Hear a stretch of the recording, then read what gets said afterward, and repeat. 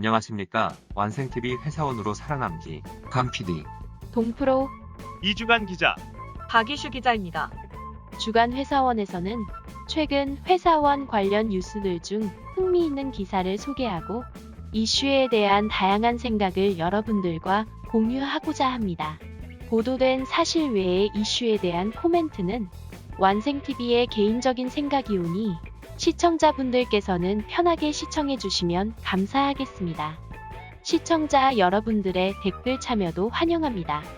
주간 회사원 사회면입니다. 충격, 범 내려온다. 아니, 드론 내려온다. 한밤중 고요한 아파트, 커플 10여 쌍 촬영. 전국에 계신 회사원 여러분, 오늘도 안녕하십니까? 주간 회사원 이주간 기자입니다. 이번 주도 다양한 회사원 관련 소식들이 있습니다. 채널 고정해 주시고요. 힘차게 시작하겠습니다. 먼저 주간 회사원 사회면 첫 번째 소식입니다.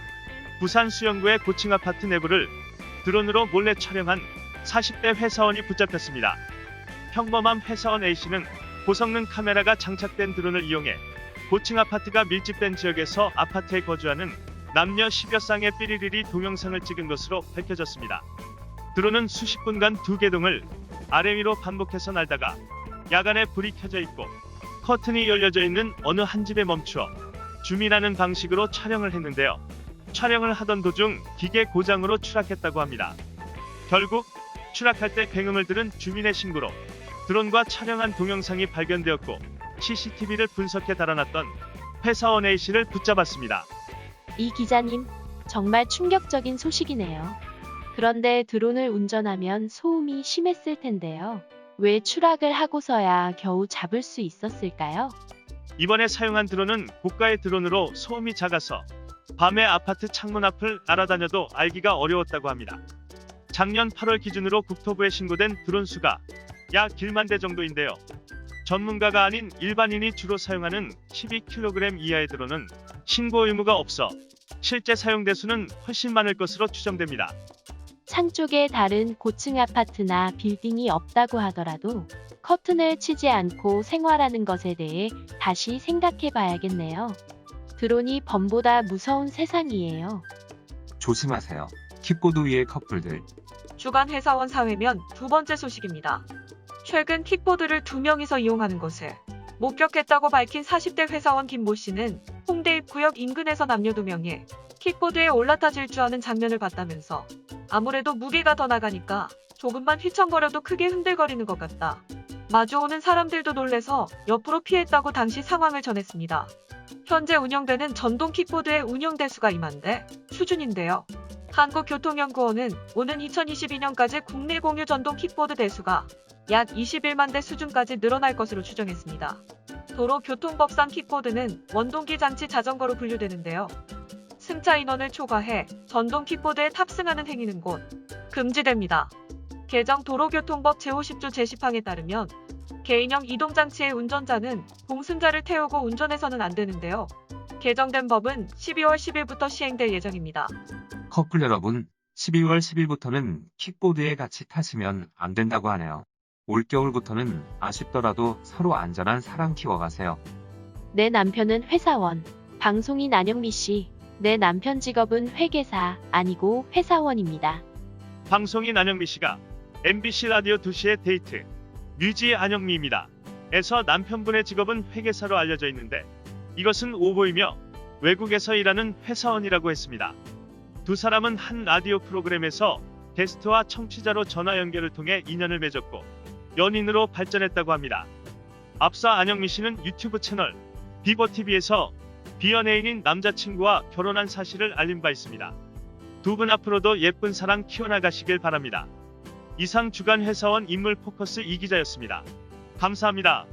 주간 회사원 인물 포커스입니다. 경축 악플 보고 20kg 뺐다.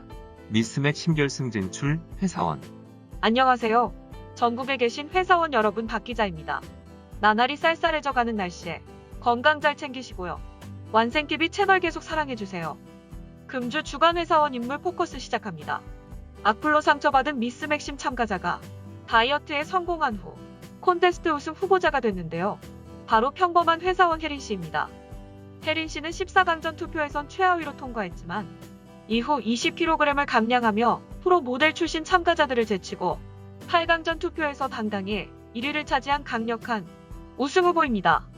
탑20 결정전에서 투표 중간 혜린 씨가 상위권으로 올라서자 악플이 달리기 시작했는데요.